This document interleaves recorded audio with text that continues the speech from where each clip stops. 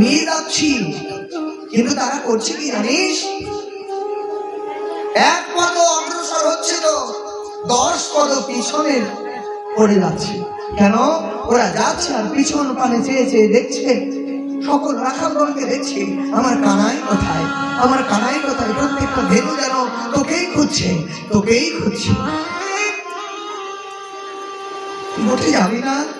আচ্ছা কানাই, ওরা তো পশু জাতি, পশু হয়ে তোর প্রতি তাদের এত প্রেম। কানাই শ্রীরামকে বলছে, ও ভাই শ্রীরাম রে, ওদের পশু বলিস না রে, পশু বলিতে হয় আমায় বল ভাই, তবু ওদের পশু বলিস না রে। ওরা যেমন করে আমায় ভালোবাসে, জগতের মানুষ তেমন করে আমায় ভালোবাসে না। এমন শ্রেষ্ঠ মানব জনম পেয়েও ওদের মতো কেউ আমায় ভালোবাসতে পারে না। পশু যদি বলিতে পারে, কেবল আমায় বল। বাবারে, এই গাভী থেকে যখন দুগ্ধ দহন করা হয়, ওই গাভীরা মনে মনে ভগবানকে ওই দুগ্ধ নিবেদন করে দেয়, বলে, হে প্রভু, হে দয়াময়, পশুগুলি জন্ম হয়েছে, তোমায় যে সেবা দেব এই ভাগ্য আমাদের স্তন হইতে যে দুগ্ধ, যে ধারায়, এই দুগ্ধ কৃপা করে তুমি গ্রহণ করো। আর কি দেবার আছে তোমাকে? যদি পশু কুলে জন্ম না হয়ে মানব কুলে জন্ম, প্রাণ ভরে তোমার সেবা করতাম, তোমার সেবায় আমাদের এই জীবন ধন্য করতাম। বাবা, গোবিন্দ সেবা এই জন্য দুগ্ধজাত দ্রব্য গোবিন্দের অতীব প্রিয়। গোবিন্দ সেবা দিতে হলে দুগ্ধজাত দ্রব্য লাগেই, হবেই না বলছি না, তবে গোবিন্দ সেবা দিতে হলে দুগ্ধজাত দ্রব্য লাগে, কারণ সে সব গোবিন্দের অতি প্রিয়। আর শ্রীরাম, ওদের পশু বলছিস?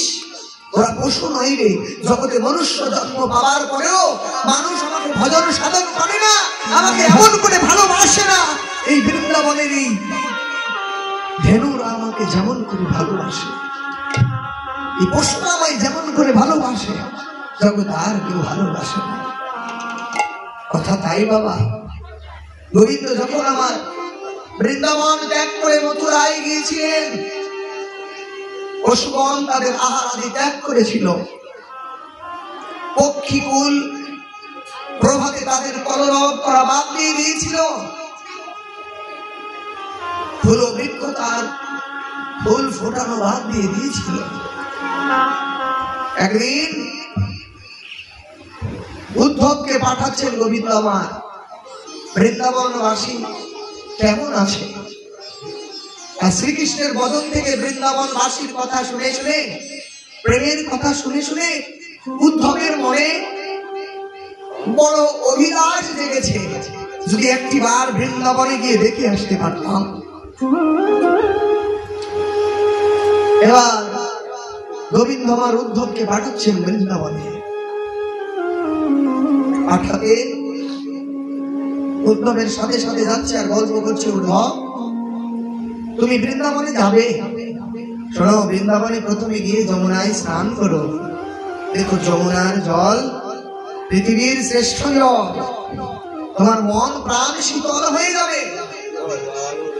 যমুনায় একবার স্নান করো। কেন শ্রেষ্ঠ বললেন? কারণ যমুনার জলকে তিনি অত্যন্ত ভালোবাসেন।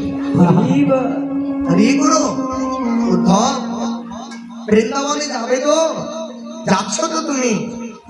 ওই নিধুবনে যেও, নিকুঞ্জ বনে যেও, যেখানে যেখানে গোবিন্দ লীলা বিলাস করেছেন প্রিয় জায়গাগুলোকে তিনি ঘুরতে বলেছেন। এবার উদ্ধব যখন রথে চড়বে এমন সময় গোবিন্দ আমার উদ্ধবের হাত দুখানা ধরে বলছে, শোনো উদ্ধব, আমি মথুরায় আসার সময় আমার পিতাশ্রীকে বলেছিলাম, বাবা আমি আবার তাড়াতাড়ি আসবো। বাবা আমার মস্তকে হাত দিয়ে ললাটে চুম্বন দিয়ে বলেছিল, গোপাল রে যাচ্ছিস বাবা, তাড়াতাড়ি আসিস।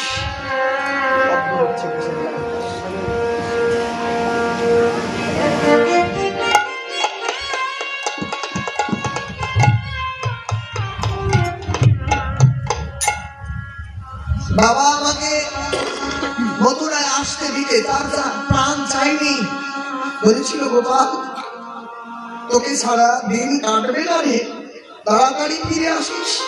বাবাকে বলেছিলাম যে বাবা আমি ফিরে আসবো, আর বুঝি কোনোদিন ফিরে যেতে পারবো কিনা। তুমি আমার বাবাকে গিয়ে বলো তোমার প্রাণের গোপাল ভালো আছে, তোমার কৃষ্ণ ভালো আছে। আর মাকে কি বলবো, এই ভাষা আমি খুঁজে পাচ্ছি না। মাকে বলো তোমার আদরের নয়নমণি, তোমার আদরের নীলমণি ভালো আছে। বলে উদ্ধবকে বিদায় করে দিলেন। গোবিন্দের মনে হচ্ছিল উদ্ধবের সাথে যাবে বৃন্দাবনে, কিন্তু যেতে পারলেন না কর্তব্যের টানে। কেন? তিনি যদি মথুরা ত্যাগ করে যান জরাসন্ধ এসে আক্রমণ করবেন,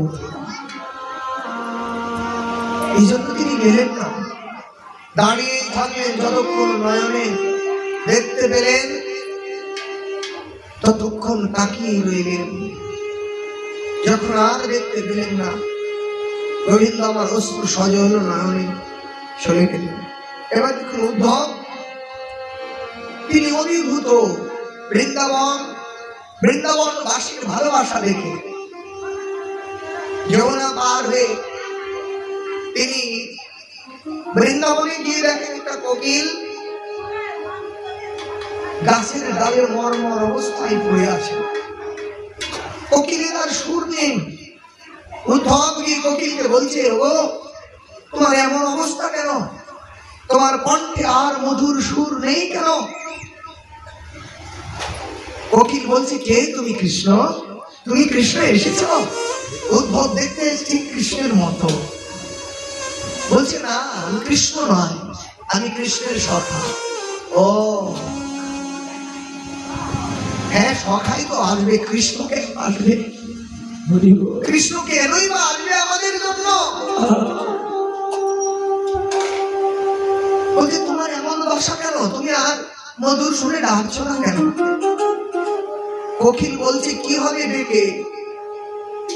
যেই ডাক আমার কৃষ্ণ শুনে না, যেই ডাক শুনবার মতো এই বৃন্দাবনে কৃষ্ণ নেই, কি হবে আমার মধুর সুরে ডেকে? কি হবে আমার ওই সুন্দর ভাবে ডেকে? দেখো, এমন করে যদি বিচার করেন, এমন দুর্লভ মনুষ্য জন্ম পাওয়ার পরেও যদি এ দেহ গোবিন্দ সেবায় না লাগে, কি হবে এমন জন্মে? কি হলো এমন দুর্লভ মনুষ্য জন্মবে? পশু, তার মধ্যে কত প্রেম। ফুল বৃক্ষকে গিয়ে জিজ্ঞাসা করলো, দেখছে আপনি বৃক্ষে ফুল ফুটে নেই। উদ্ধব আশ্চর্য হয়ে গেল, বৃক্ষে ফুল নেই কেন? বৃক্ষগণকে প্রশ্ন করলে বৃক্ষগণ উত্তর দিচ্ছে, কেন ফুল ফুটে আর কি হবে? যে ফুল গোবিন্দ সেবায় লাগে না, যেই ফুল আমার কৃষ্ণ সেবায় লাগে না, যেই ফুল আমার কৃষ্ণ দর্শন করে না, কি হবে সেই ফুল ফুটিয়ে? একজন পরম ভক্ত যদি কৃষ্ণ সেবায় তার ব্যাঘাত ঘটে, অন্তরে বড় অতৃপ্ত স্ত্রী বাস করে কেন না? আজকে আমি গোবিন্দ সেবা দিতে পারিনি, সংসারের কর্ম নির্বাহ করতে আমার আগের মতো কৃষ্ণ ভজন হচ্ছে না, মনে বড় দুঃখ পায়। শেষে বলে কি হবে এই সংসার করে, যে সংসারে আমার কৃষ্ণ ভজন হয় না? কি হবে এই সংসার করে, যে সংসার থেকে আমার ভক্ত সঙ্গ করা হয় না? কি হবে এই সংসার করে, যে সংসারে থেকে আমার কৃষ্ণ কৃষ্ণ বলে কাঁদা যায় না, কাঁদা হয় না? ফুল বৃক্ষগণের কথা শুনে উদ্ধব আশ্চর্য হয়ে গেলেন। এই কারণেই তো কৃষ্ণ ঘুমের ঘরে দ্বারকার মাঝে, দ্বারকায় যখন তিনি ঘুমে থাকেন না, তখনও বৃন্দাবন বৃন্দাবন করে তিনি ঘুমের ঘরে চেঁচিয়ে উঠে। রাধারানীর দশা দেখে উদ্ধব চমকে দিলেন। একেবারে মলিন দশা, মর্মর অবস্থা, যাকে বলে রাধারানীর দশম দশা। প্রলাপ হচ্ছে, প্রলাপ হতে হতে সখীদেরকে বলছে, সখীরে আমি আর মানব না, যদি আমার পরাণ বল্লভ কোনদিন আসে, আমি তোদের কাছে তার ভার দিয়ে গেলাম, তোরা তাকে দেখে রাখিস, তোরা তাকে দেখে রাখিস। প্রলাপ করছে। যশোদা মা কেঁদে কেঁদে অজ্ঞান। উদ্ধব দেখে আশ্চর্য হয়ে গেলেন, তার কথা যেন মুখ থেকে আর বের হচ্ছে না। কেন? এত ভালোবাসা কি হতে পারে? মা নন্দরানী আমার ধুলার মাঝে লুটালুটি খাচ্ছে, আর গোপাল গোপাল বলে, নীলমণি নীলমণি বলে নয়ন জলে ভেসে যাচ্ছে।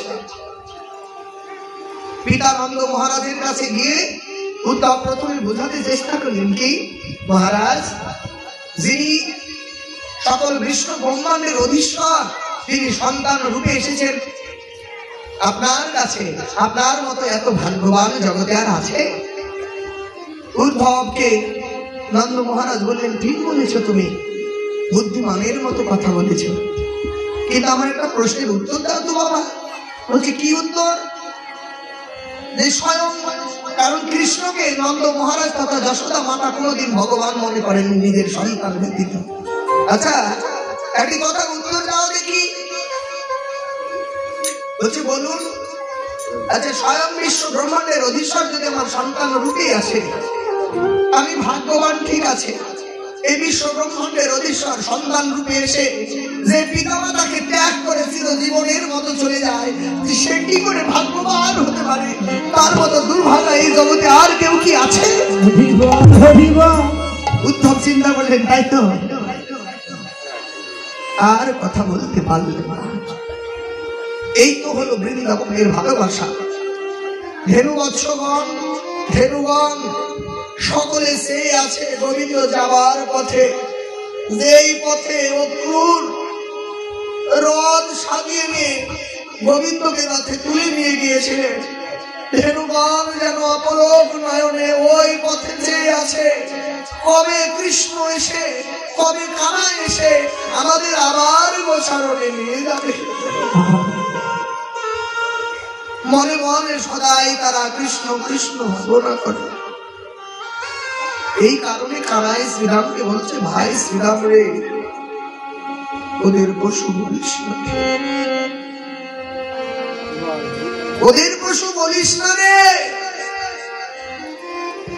পশু বলিতে হয়, তুই আমায় বল রে, পশু বলিতে হয়,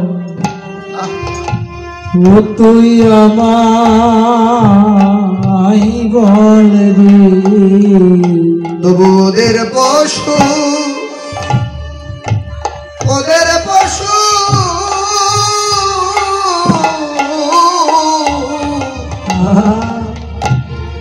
ওদের পশু বলিস না রে, পশু বলিতে হয়, তুই আমায় বল রে। তবে ওদের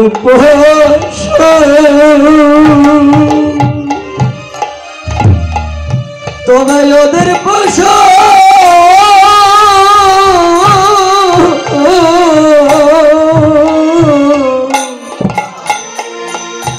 ওরে বলিস না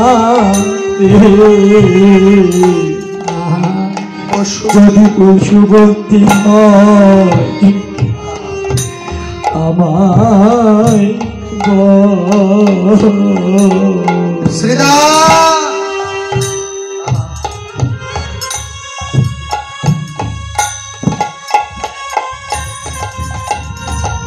ওদের পশু বলিস না রে, পশু বলতে হয় আমায় বল।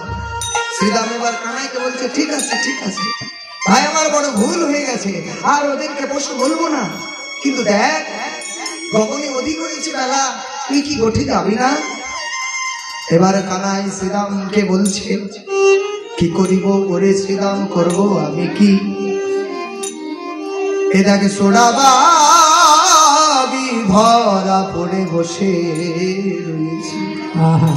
শ্রীরাম রে, সোড়াবাবি ধরা পড়ে আমি বসে রয়েছি, কিন্তু ধরা পড়ে কি হবে রে?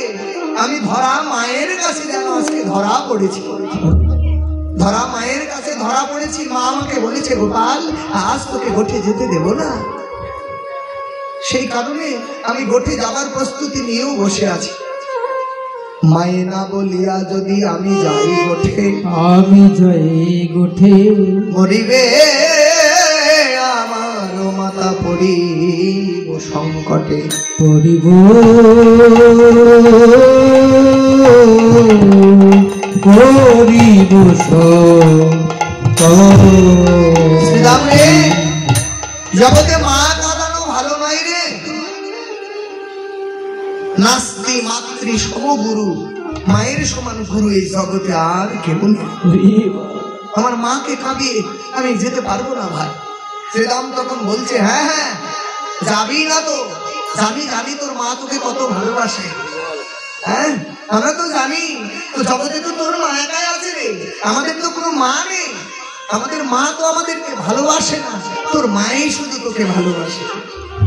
যমল অর্জুন যেদিন চেপেছিল গায়ে, চেপেছিল গায়ে, সেদিন তোর মা নন্দরানী ছিল রে কোথায়? কানাই, যে মা মা করছিস ওই মাই তোকে সামান্য নবনীত খাবার অপরাধে উদু করে হাসতে পুষ্টে বেঁধেছিল, আর যমল অর্জুন বৃক্ষ তোর অঙ্গের উপর পড়েছিল। সেদিন যদি আমরা না থাকতাম না, তাহলে তুই আজকে কথা বলতে পারতিস না। শ্রীরাম তো জানে না স্বয়ং ভগবান এসেছে বাল্যলীলা, বাল্য রূপে তিনি যশোদা মায়ের কোলে এসেছেন।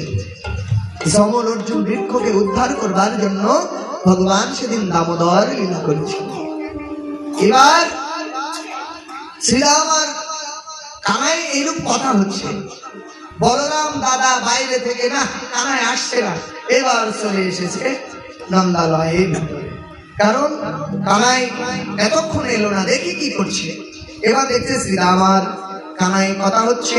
বলরাম দাদা উপস্থিত হলেন, বৈষ্ণব পদপাত আস্বাদন দিচ্ছেন। কানুতে শ্রী দামে কথা বলরাম আসি তথা, কানুতে শ্রী দাম কথা বলরাম আছে তথা, যুগলভে সাধে সান দিল ওকে আহা মরি রে যুগলে দি সানো সানো দিলকে, আহা মরি রে যুগলে দি সানো সানো দিলকে, আহা মরি রে যুগলে দি সানো সানো দিল। দাঁড়াইল রে বলায় দাদা কানায় শ্রীদা মাঝে বল কানায় রাধা কানায় শ্রীরাম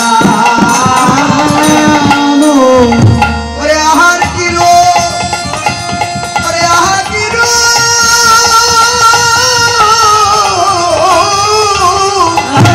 মানি রে কানায় শ্রীরাম হরে কানায় শ্রীরাম হরে কানায় শ্রীরাম কানুতে শ্রীরামে কথা বলরাম আসি কথা কানুতে শ্রীরাম কথা বলরাম আসে কথা যুগল বিষানে শান দিল যুগল বিষান শান দিল যুগল বিষান শান দিল মরিয়া হারে যুগল বিষান শান দিল কানাই আর শ্রীরামের মাঝখানে বলরাম দাদা এসে এবার কানাইকে শ্রীরামকে সহ সকল সখাগণকে সঙ্গে নিয়ে তারা যশোদা মায়ের কাছে গেল সবে যশোদামি কটে গেল সবে যশোদামি কটে গেল সবে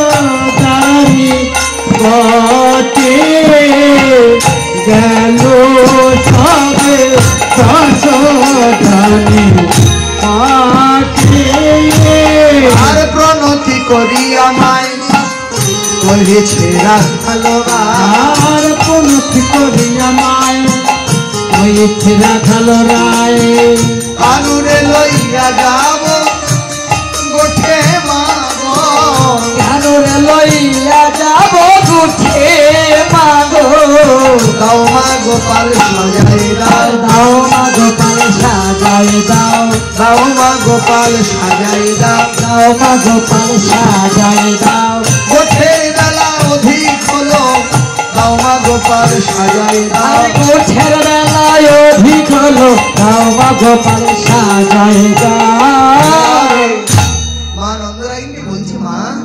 দেখো গোঠের বেলা অধিক হলো তোমার গোপালকে তুমি সাজিয়ে দাও যখন এই কথা বলেছে কি বলিলি রাম মাঠে যাবে ঘন শ্যাম ভাসে রানী নয়নের জলে যাক প্রাণ বাইর হইয়া তবে তোরা যাস লইয়া এ যদুনাথের নয়ন তারা মা নন্দরানী বলছে কি বললি বলরাম গোপালকে গোঠে নিয়ে যাবি আজকের মতো তোরা যা বাপ আমার গোপালকে আজকে গোঠে দেবো না বৈষ্ণব পদকর্তা বলরাম দাদাকে বলছে শোনো আজকে নন্দরানীর প্রাণ থাকতে গোপালকে গোঠে দেবে না হ্যাঁ বলরাম বলছে কেন মা তুমি গোপালকে গোঠে দেবে না কেন মা নন্দরানী বলছে শোন বলরাম আজকে আমি একটা দুঃস্বপ্ন দর্শন করেছি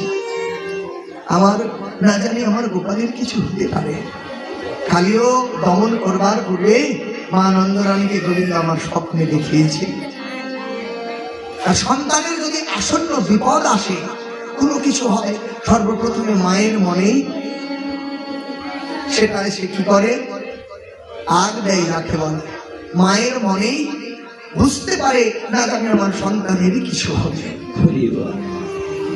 বলছে আজকে কত দৌড়াই যা বলছে কেন মা তুমি যেতে দেবে না কেন নন্দরানী এবার সকাগণকে উদ্দেশ্য করে রাখালগণকে উদ্দেশ্য করে বলছে কুস্বপন দে কোনো রাতে আমার কানায় না বলায়ের সাথে কুস্বপন দে রাতে আমার গলায় নাই নাই সাথে ওই বিরহে ডুবিল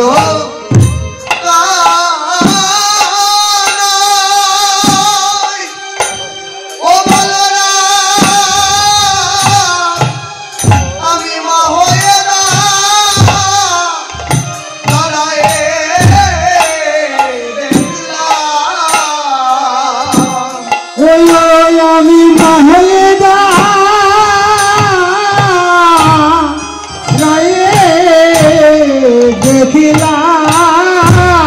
দেখলাম গোপাল আমার ডুবে গেল আমি মা হয়ে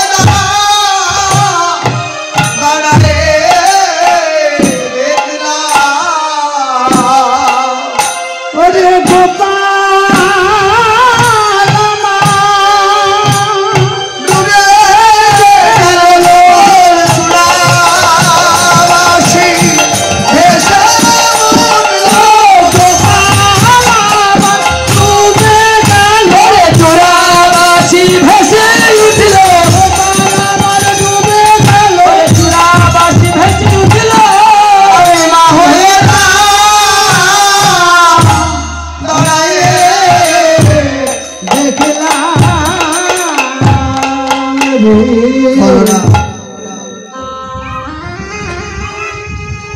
বলরামের সাথে থাকতে থাকতে কানাই যে কখন কালিও যমুনায় পড়ে গেছে বলরাম সাথে ছিল না, খালি চূড়া আর বাঁশি ভেসে উঠেছে।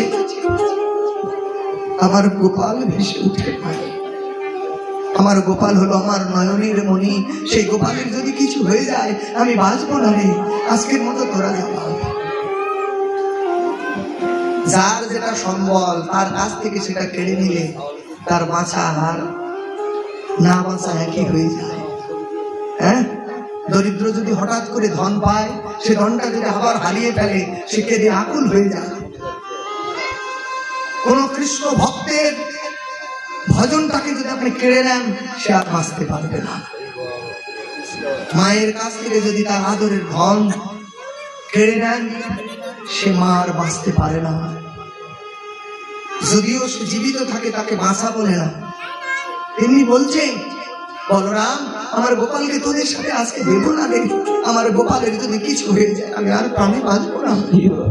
এটাই হলো প্রেম। ভাগবত সিদ্ধান্ত দিয়ে আপনারে বড় বলে আমারে ভাবিহীন, যুগে যুগে হই আমি তাহারই অধীন। যশোদা মা আমার ভগবানকে ভগবান নয় নিজের সন্তান জ্ঞান করছেন। জগৎ বিপদের কাণ্ডারী যিনি, সেই ভগবানের বিপদ সমূহ বিপদ দেখে সমূহ বিপদের আশঙ্কায় মা আমার গোপালকে উঠে দিচ্ছে না। প্রেমটা এই জায়গায় অসীমকে খুব ক্ষুদ্র ভাবে দেখছে, নিজের করে ভাবছে। এমন করে ভাবনা আর কেউ তো কোনোদিন করতে পারে নাই। তাই গোবিন্দ যশোদা মায়ের কাছে এমন ঋণী হয়ে গেছে। শ্রীরাম এবার চিন্তা করছে মা যে ভাব ধরেছে আজকে গোপালকে উঠে দেবে না। তাই শ্রীরাম এবার মা নন্দরানীর কাছে গিয়ে বলছে মা শোনো, তুমি মিছামিছি চিন্তা করছো, তোমার কানাইয়ের কিচ্ছু হবে না, তোমার গোপালের কিচ্ছু হবে না। আমরা প্রত্যেক দিন ওই ধেনুবানকে সঙ্গে নিয়ে তো গোঠে যাই, গিয়ে কি করি মা জানো, তোমার গোপালকে মধ্যে রেখে আমরা সকল রাখালগণ তার চারিপাশে বসে থাকি, গোল হয়ে বসে থাকি। আর তোমার কানাইকে বলি কানাই তোর মোহন মুরলিটা বাজানা রে। যখন মোহন মুরলি বাজায় তোমার কানাইয়ের মোহন মুরলি শুনে স্বর্গ হতে দেব দেবীরা পর্যন্ত চলে আসে। তাই বৈষ্ণব পদকর্তা বললেন শ্রীরাম কহিছে বাণী শোনো মাগো নন্দরানী, শ্রীরাম কহিছে বাণী শোনো মাগো নন্দরানী, নীতি নীতি যায় মোরা বনে, নীতি নীতি যায় মোরা বনে, সাথে কোরা খালো মেলি মাঝে রাখি বনমালী, আরে যত রাখালো মেলি মাঝে রাখি বনমালী, ধেনু বৎস ছড়ায় কাননে, আর ধেনু বৎস ছড়ায় কাননে। আর মোহন মুরলি শুনে না নানা ছন্দে গান করে, মোহন মুরলী সুরে নানা ছন্দে গান করে, ভুবন ভোলায় সেই রবে মা গো, ভবন ভোলায় সেই রবে মা গো, শুনি আমরলির দিব্য মূর্তি লোকসার, তুমি মুরলী রাত দীপমতি লোকসা, আর আসিবার সনদায় সবে, আসিয়া দরজা দিয়া সবে, আর হংসের উপরে চলি চতুর্মুখে মন্ত্র পড়ে, হংসের উপরে চড়ি চতুর্মুখে মন্ত্র করি, তবে করে কানাইয়ের চারি পাশে মা গো, তবে করে কানায় চারি পাশে মা গো, শূন্য পথে বজ্র হাতে ছড়ি মহা উল্লাসে, শূন্য পথে বজ্র হাতে চড়ি মায়া উল্লাবাতে, দেখি মোরা পলায় তরাসে মা গো, দেখি মোরা পাওয়ায় তোরা সে মা গো, দেখি মোরা পলায় তরাসে, ও হারে দেখি মোরা পালায় তোরা সে,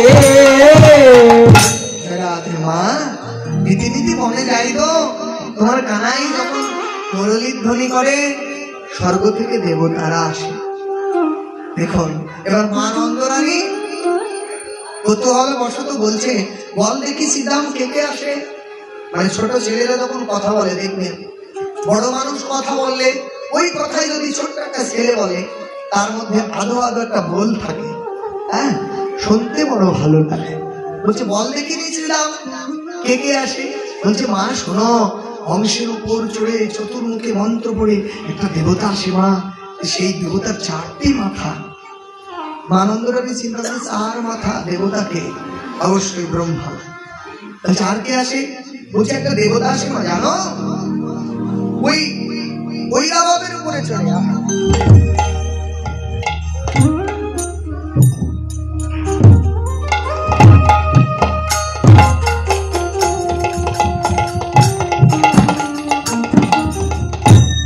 ঐরাবতের উপরে চড়ে একটা দেবতা আসে মা, সেই দেবতার হাতে বজ্র থাকে, আমরা সকলেই পালিয়ে যাই সেই দেবতাকে দেখে। মা চিন্তা করছে তাহলে ঐরাবতী চড়ে কে আসে, আর বজ্র অস্ত্র হচ্ছে ইন্দ্রদেব, তাহলে অবশ্যই ইন্দ্রদেব আসে। মা আর একটা দেবতা আসে জানো, হ্যাঁ আর একটা দেবতা এমন ভাবে আসে, ওই দেবতাকে দেখে ভয়ও লাগে আবার ভালো লাগে। বলছে কে সেই দেবতা?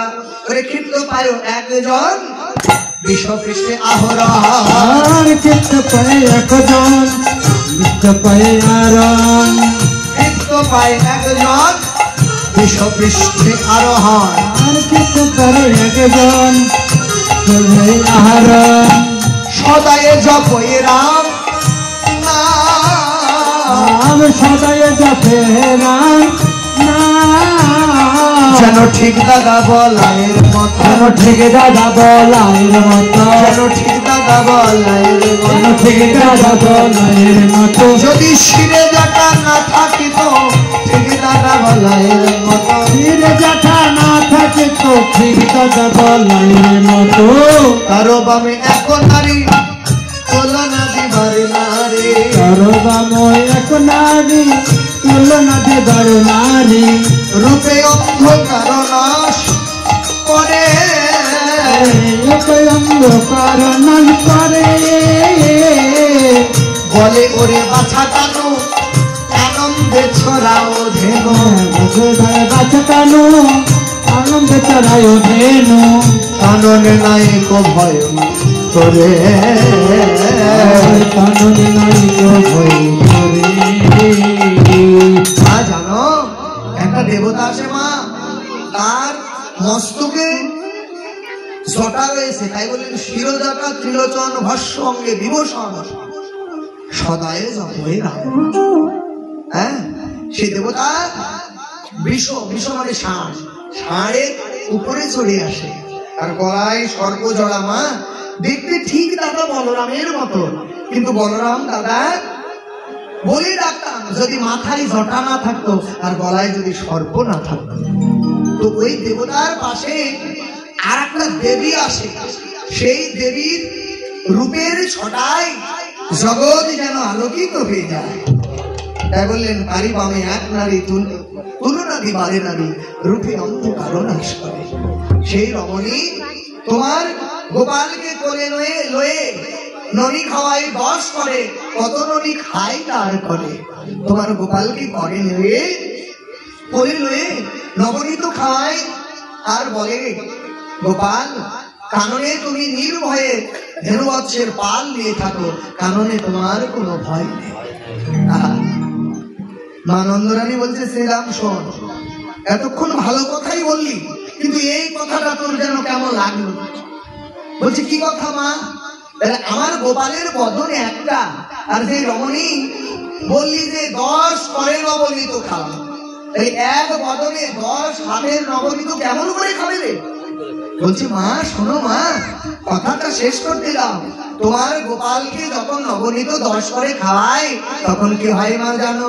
গোপালের 10টি বদন হয়ে যায় মা, 10টি বদন হয়ে যায় মা। তখন 10 করে নবনীত খাওয়ায় 10টি বদন হয়ে যায় মা।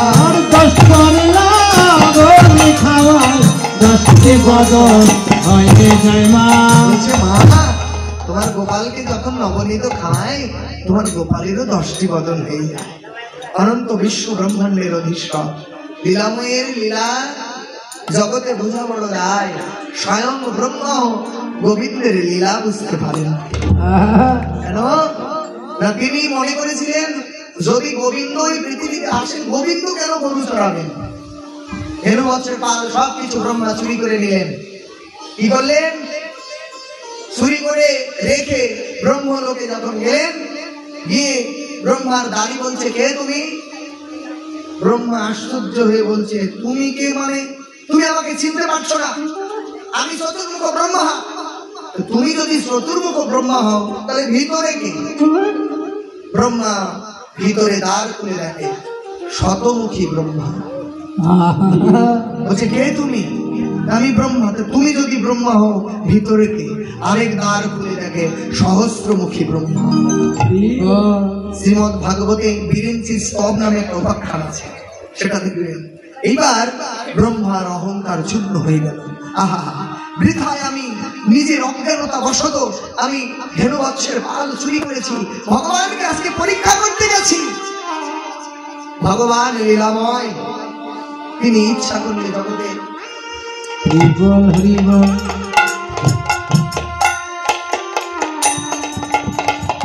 10টি বদন কেন, শত সহস্র বদন হতে পারে। তবুও বাৎসল্য প্রেমে মা নন্দরানী ওইদিকে কোনো লক্ষ্যই করলেন না। বলছো ও তাহলে মানে মা কাত্যায়নী বনে আসে, মা কাত্যায়নী যখন আসে তখন আর গোপালকে আমার মুখে দিতে আপত্তি হবে না। তবু মায়ের মন সায় দিচ্ছে না গোপালকে আজকে পাঠায়। এবার শ্রীরামের কথাই একটু আশ্বস্ত হয়ে এবার বলছে মা তোমার গোপালকে এবার সাজিয়ে দাও। এবার গোপালকে সাজাতে লাগলেন, বৈষ্ণব পদকর্তা আস্বাদন দিলেন।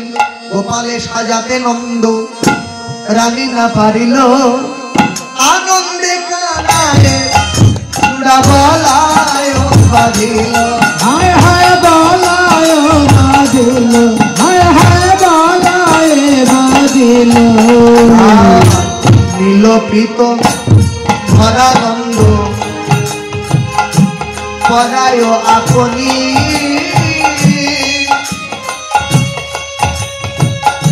তিলক চন্দন দিল যশোদা রোহিণী।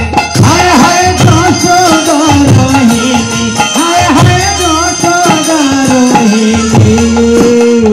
আর শ্রীরাম সদাম দোহে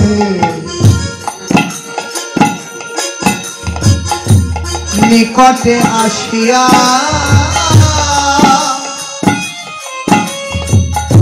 নুপুর পরায় রাঙা চরণ হেরিয়া। রাঙা চরণ হেরিয়া, রাঙা চরণ হেরিয়া। সকলে যার যার মতো করে সাজাচ্ছেন। মা নন্দরানী কালো কালো বদনে গোপালকে তিলক চন্দন পরিয়ে দিচ্ছেন। বলরাম দাদা চূড়াটা বেঁধে দিয়েছেন। এবার শ্রীরাম আর সুবল গিয়ে কানায় দক্ষিণ চরণে নূপুর পরাতে লেগেছে। নুপুর পরাতে গিয়ে দেখে যে পৃথিবীর সমস্ত কিছু রয়েছে কানাইয়ের দক্ষিণ চরণে, নেই শুধু শ্রীরাম আর শুধু। মনে মনে তারা দুঃখ করছে, ভাই শ্রীরাম রে, দেখ কানাইকে এত ভালোবাসি, জগতের সকলের স্থান হলো তার চরণে, কেমন স্থান পেলাম না আমরা দুজনে।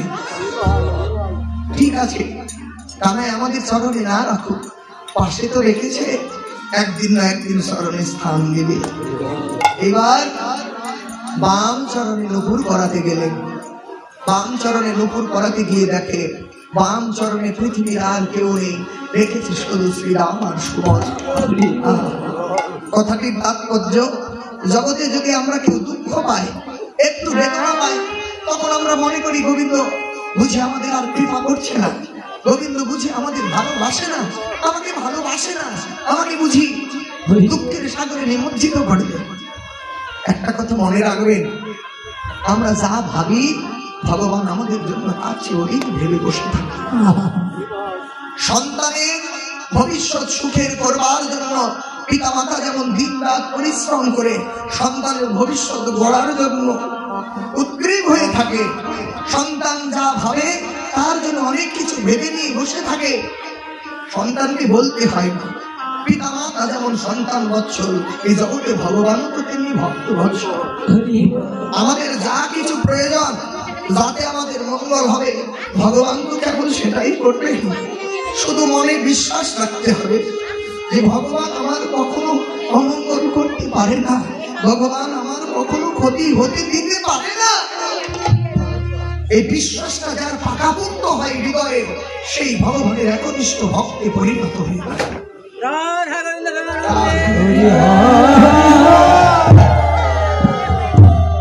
জগতের অনেক দুঃখে ভগবানের প্রতি রুষ্ট হবার কিছু নেই।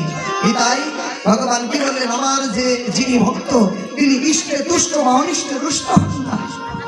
ভক্তের একটি কাজ, প্রভু তুমি যদি মঙ্গল পাও, তুমি যদি খুশি থাকো, তাতেই আমার খুশি।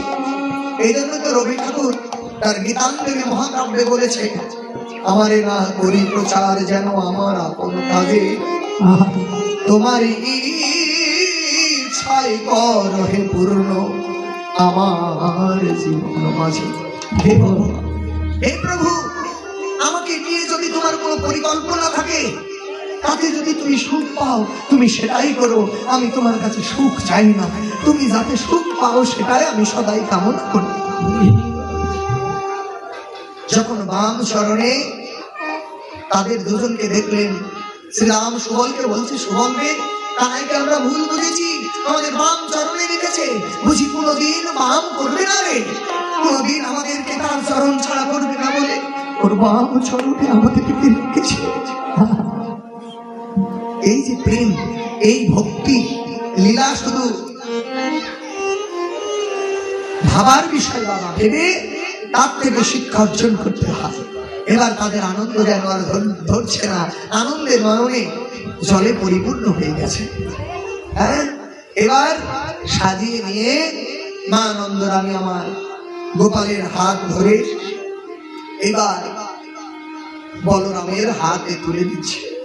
বলরামকে বলছে, বাবা বলরাম, আমার কানাইকে যেন একা একা ছাড়িস না রে, যদি আমার কানাইয়ের কিছু হয় আমি বাঁচবো না রে, তাড়াতাড়ি ফিরে আসিস, যত তাড়াতাড়ি ফিরে আসিস, আর আমার গোপালকে যেন কখনো ছেড়ে দিস।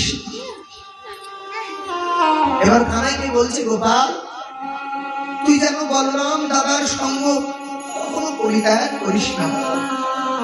সন্তান দেখুন, আগের মায়েরা কোথাও গেলে সন্তান নিজের বাম পায়ে ধুলি মস্তকে দেয়, গায়ে মাথায় থুতু ছিটিয়ে দেয়, কনিষ্ঠ আঙ্গুলে কামড় দেয়, দিয়ে সন্তানকে পাঠিয়ে দেয়। মায়ের বিশ্বাস, আমি যদি এই কর্ম করি যমরাজ আমার সন্তানকে নিয়ে যেতে পারবে না। আজকে দিনে দিনে সেই ভাবটা নষ্ট হয়ে গেছে, এখন তার মায়ের ও কাজ আর করে না, বলে ওটা কুসংস্কার। কুসংস্কার নয় গো, মা যখন বাম পায়ের ধুলি মস্তকে দেয়, সন্তানের মস্তকটা যেন কত উঁচু হয়ে যায়, যে সন্তানের মস্তকে মায়ের কত ধুলি পড়ে বুঝতে পারে। এই কারণে এই প্রেম প্রীতিগুলো আস্তে আস্তে নষ্ট হয়ে যাচ্ছে। টিফিন মাটিটা সাজিয়ে দিয়ে ওই ব্যাগের মধ্যে দিয়ে সন্তানকে বলছে, শোন, এই টিফিন বক্স থেকে খাবার যেন কাউকে দিবি না, দিলে তোর ব্যবস্থা হবে। ওই ছেলেটি তার বন্ধুকে দেওয়ার ইচ্ছা থাকলেও দিতে পারে না। কেন? মা বলেছে কাউকে দেওয়া যাবে না। তাহলে আপনার সন্তানকে একা খাবার অভ্যাস আপনি শিখিয়ে দিলেন, ওই সন্তান আপনাকে ভাত দেবে কেন? কারণ তার মধ্যে একা খাবার বীজ বপন আপনি করলেন। ও বিয়ে করে ওর বউকে নিয়ে খাবে, আর কাউকে দেওয়ার অভ্যাস তার হবে না। এই জন্য শিক্ষা দিতে হয়, নৈতিক শিক্ষা দিতে হয়। মা নন্দরানী আমার পুটলিত করে চিড়া মুড়ি যা ছিল সব পুটলি করে বেঁধে দিয়ে বলরামের হাতে তুলে দিয়ে বলছে, বাবা রে, সকল রাখালগণকে দিবি, তারপর আমার গোপালকে খাওয়াবি, তারপর আমার গোপালকে খাওয়াবি, তাড়াতাড়ি ফিরে আসিস বাবা। গোপালকে বলরামের হাতে তুলে দিয়ে কানাইকে বলছে, কানাই, ভাইয়ের কাজ, দাদার কাছ থেকে যেন কোথাও যাস না। এবার মস্তকে হাত দিয়ে বলছে, ও তোর মায়ের দিব্যি রইল গোপাল, পথ চলিবি সাবধানে, পথ চলিবি সাবধানে। ও তোর মায়ের দিব্যি রইল গোপাল, পথ চলবি সাবধানে, পথ চলবি সাবধানে। আছে পদে পদে অনেক বিপদ, পথ চলিবি সাবধানে, পথ চলিবি সাবধানে। ও তোর মায়ের দিব্যি রইল গোপাল, পথ চলবি সাবধানে, পথ চলবি সাবধানে। পদে পদে বিপদ আছে, দাদার কাজ ছাড়া যেন করিস না। ভাই বলরাম কৃষ্ণ কানাই পাশাপাশি রইবি সদা। আরে ভাই বলরাম কৃষ্ণ কানাই পাশাপাশি রইবি সবাই। রাখি যে ভালোবাসা বাসি পড়ে দুইজনে এক স্থানে, পথ চলিবি সাবধানে। ও তোর মায়ের দিব্যি রইল গোপাল, পথ চলবি সাবধানে, পথ চলবি সাবধানে। দাদা বলরামের সাথে থাকবে, বাবা প্রেম এখানে। কি আপনি মনে করছেন আমার অসুস্থ পড়েছে, আমার গোবিন্দ সেবা দেওয়া যাবে না? অন্য মানুষের বাড়িতে তো গোবিন্দ সেবা পাচ্ছে, আমি নয় 2-4-5 দিন নাই দিলাম, এটা ভক্তের লক্ষণ নয়।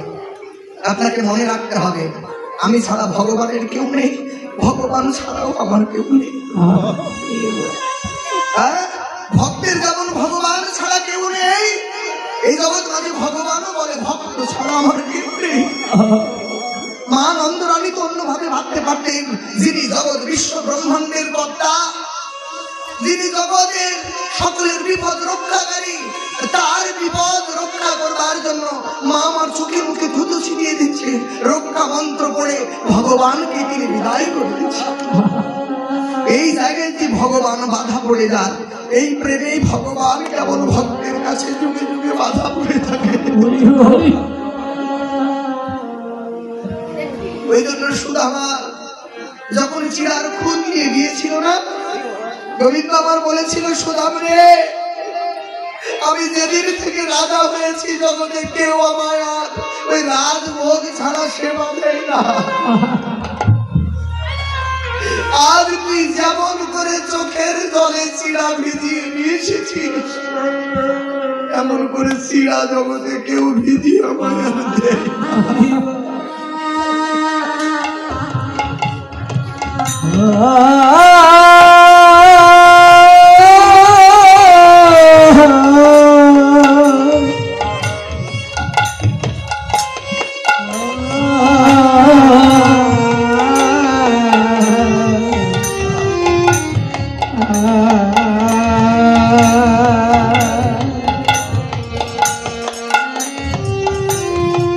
এই কারণে যুগে যুগে ভগবান ভক্তের কাছে ঋণী হয়ে থাকেন।